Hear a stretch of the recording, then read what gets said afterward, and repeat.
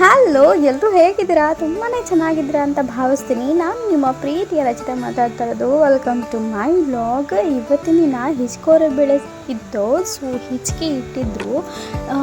ಅವರೆಕಾಳನ್ನ ತಂದು ನೆನೆ ಹಾಕಿ ಹಿಚ್ಕಿ ರೆಡಿ ಮಾಡಿ ಇಟ್ಟಿದ್ರು. ಸೊ ಈ ಒಂದು ಹಿಚ್ಕೋರೆ ಬೆಳೆ ಸಾಂಬಾರು ಮಾಡಿ ಮುದ್ದೆ ಮತ್ತು ಅನ್ನ ಮಾಡೋಣ ಅಂತ ಹೇಳಿ ರೆಡಿ ಮಾಡ್ಕೊಂಡಿದ್ದೀನಿ. ಯಾಕೆಂದರೆ ದಿನ ತಿಂಡಿ ಮಾಡಿ ಮಾಡಿ ಬೇಜಾರಾಗೋಯ್ತು. ಬಟ್ ನಾನು ಮುದ್ದೆ ಊಟ ಮಾಡಲ್ಲ, ಅಂದರೆ ನಾನು ಅನ್ನ ಊಟ ಮಾಡ್ತೀನಿ. ಸೊ ಆದರೂ ಪರವಾಗಿಲ್ಲ, ಇಟ್ಸ್ ಓಕೆ ಅಂತ ಹೇಳಿ ಇವ್ರಿಗಾದ್ರೂ ಮಾಡಿಕೊಡೋಣ ಅಂತ ಹೇಳಿ ಇವತ್ತು ತಿಂಡಿ ಬದಲು ಈ ಥರ ಮುದ್ದೆ ಅನ್ನ ಸಾಂಬಾರು ಮಾಡಿದ್ದೀನಿ. ಸೊ ಡಯಟ್ ಮಾಡೋರಿಗೆ ಒಂದು ಒಳ್ಳೆಯ ರೆಸಿಪಿನೇ ಅಂತಲೇ ಹೇಳ್ಬೋದು ಮುದ್ದೆ. ಬಿಕಾಸ್ ಅದರಲ್ಲಿ ಕೊಲೆಸ್ಟ್ರಾಲ್ ಜಾಸ್ತಿ ಆಗೋಕ್ಕೆ ನಾವು ಎಣ್ಣೆ ಹಾಕೋದಿಲ್ಲ. ಹಾಗಾಗಿ ಈ ಮುದ್ದೆ ಮತ್ತು ಆರೋಗ್ಯಕ್ಕೂ ಕೂಡ ತುಂಬ ಒಳ್ಳೆಯದು. ರಾಗಿ ಐರನ್ ಕಂಟೆಂಟ್ ಕೂಡ ಜಾಸ್ತಿ ಹೆಚ್ಚಿಸುತ್ತೆ ಬಾಡಿಲಿ, ತುಂಬ ಒಳ್ಳೆಯದು. ಆಗಿನ ಕಾಲದಿಂದನೂ ಈ ಮುದ್ದೆ ತಿಂದ್ಕೊಂಡೇ ತುಂಬ ಗಟ್ಟಿಮುಟ್ಟಾಗಿದ್ದಾರೆ.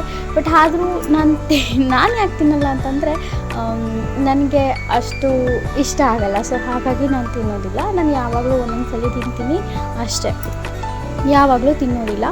Okay fine. ಈಗ ನಾನು ಈ ಮುದ್ದೆ ಹೇಗೆ ಮಾಡೋದು ಅಂತ ನೋಡೋಣ ಬನ್ನಿ. ಈ ಒಂದು ರೆಸಿಪಿ ತುಂಬ ಹೆಲ್ದಿಯಾಗಿರುತ್ತೆ, ಹೆಲ್ಪ್ಫುಲ್ ಆಗಿರುತ್ತೆ, ತುಂಬ ಜನಕ್ಕೆ ಇಷ್ಟ ಆಗುತ್ತೆ ಅಂತ ಅಂದ್ಕೊಂಡಿದ್ದೀನಿ. ಯಾರಿಗೆಲ್ಲ ಕಮೆಂಟ್ ಮೂಲಕ ಇಷ್ಟ ಆಯಿತು ಅಂತ ತಿಳಿಸಿ. ಕಮೆಂಟ್ ಮೂಲಕ ನನಗೆ ತಿಳಿಸಿದರೆ ಖಂಡಿತವಾಗ್ಲೂ ನಾನು ಕಮೆಂಟ್ನ ರಿಪ್ಲೈ ಮಾಡ್ತೀನಿ.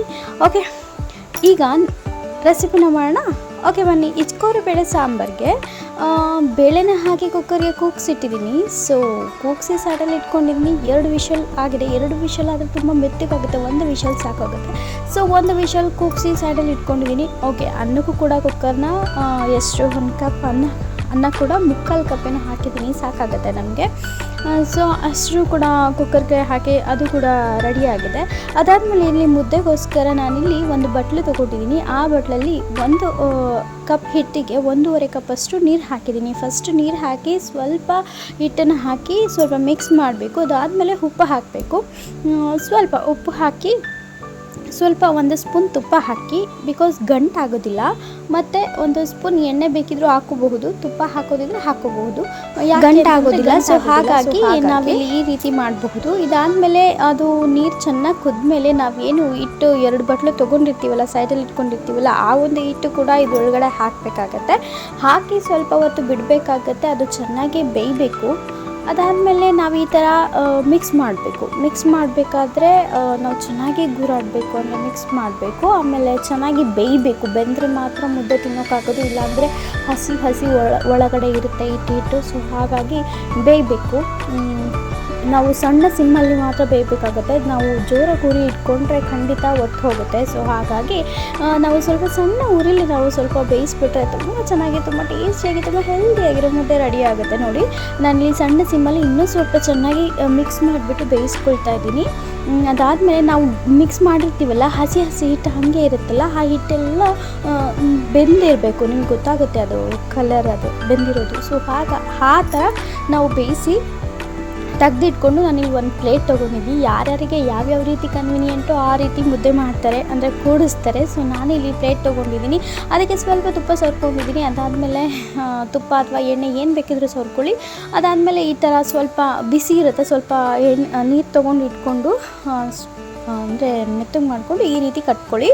ಉಂಡೆ ಬಾಲ್ ಥರ ಕಟ್ಕೊಳ್ಳಿ. ಸೂಪರಾಗಿರೋ, ಟೇಸ್ಟಿಯಾಗಿರೋ, ಹೆಲ್ದಿಯಾಗಿರೋ ಮುದ್ದೆ ರೆಡಿ ಆಗುತ್ತೆ. ಯಾರಿಗೆಲ್ಲ ಈ ಮುದ್ದೆ ಇಷ್ಟ ಅಂತ ಕಮೆಂಟ್ ಮೂಲಕ ಕಮೆಂಟ್ ತಿಳಿಸಿ. ಅದು ಈ ಒಂದು ಸೀಸನಲ್ಲಿ ಹಿಚ್ಕೋರೆ ಬೇಳೆ ಸಾರು ಮುದ್ದೆ ತಿಂದುಬಿಟ್ರೆ ಸಿಕ್ಕೋಬಟ್ಟೆ ಟೇಸ್ಟಿಯಾಗಿರುತ್ತೆ. ಈ ಹಿಚ್ಕೋರೆ ಬೇಳೆ ಸಾರಂತೂ ಈ ಮುದ್ದೆಗೆ ಸೂಪರಾಗಿರುತ್ತೆ. ನಾನು ಊಟ ಮಾಡಿದ್ದು ಅನ್ನ ಸಾಂಬಾರು. ಬಟ್ ನಮ್ಮ ಮನೇಲಿರೋರೆಲ್ಲ ತುಂಬ ಇಷ್ಟಪಟ್ಟು ಮುದ್ದೆ ತಿಂದರು. ಯಾಕೆಂದರೆ ನಾನು ಮುದ್ದೆ ಮಾಡೋದೇ ಕಮ್ಮಿ. ಸೊ ಹಾಗಾಗಿ ಇಷ್ಟಪಟ್ಟು ತಿಂದರು. ಯಾಕೆಂದರೆ ನಾನು ಮುದ್ದೆ ಇಷ್ಟ ಆಗಲ್ಲ ಅಲ್ವಾ. ಸೊ ಹಾಗಾಗಿ ಇಷ್ಟಪಟ್ಟು ತಿಂದರು ಎಲ್ಲರೂ. ಇರೋದನ್ನು ಹೇಳ್ತೀನಿ. ಸೊ ಏನು ಅಂದ್ಕೋಬೇಡಿ, ಅವರೆಲ್ಲರೂ ಇಷ್ಟಪಟ್ಟು ತಿಂದರು. ನನ್ನ ಮಗ ಕೂಡ ಇಷ್ಟಪಟ್ಟು ತಿಂದ. ಸೊ ಈ ಮುದ್ದೆ ತಿಂದರೆ ಹೇರಳವಾಗಿ ಐರನ್ ಕಂಟೆಂಟ್ ಬಾಡಿಲಿ ಆಗುತ್ತೆ. ಹೇರಳವಾಗಿ ಐರನ್ ಕಂಟೆಂಟ್ ಕೂಡ ಇಂಪ್ರೂವ್ ಆಗುತ್ತೆ. ಆದಮೇಲೆ ಬ್ಲಡ್ ಚೆನ್ನಾಗಿ ಆಗುತ್ತೆ, ಬ್ಲಡ್ ಇಂಪ್ರೂವ್ ಕೂಡ ಆಗುತ್ತೆ. ಆಮೇಲೆ ಹೆಲ್ತಿಗೂ ಕೂಡ ತುಂಬ ಒಳ್ಳೆಯದು. ಈ ಒಂದು ಮುದ್ದೆ ತಿಂದರೆ ಗಟ್ಟಿಮುಟ್ಟ ಕೂಡ ಇರ್ತಾರೆ. ಸೊ ಯಾಕೆ ತಡ ಅಲ್ವಾ, ನೀವು ಕೂಡ ತಿನ್ನಿ, ಟ್ರೈ ಮಾಡಿ. ನೋಡಿ ಎಷ್ಟು ಕಲರ್ಫುಲ್ಲಾಗಿ, ಎಷ್ಟು ನೀಟಾಗಿ ಬಂದಿದೆ ಅಂತ ಮುದ್ದೆ. Thank you so much for watching.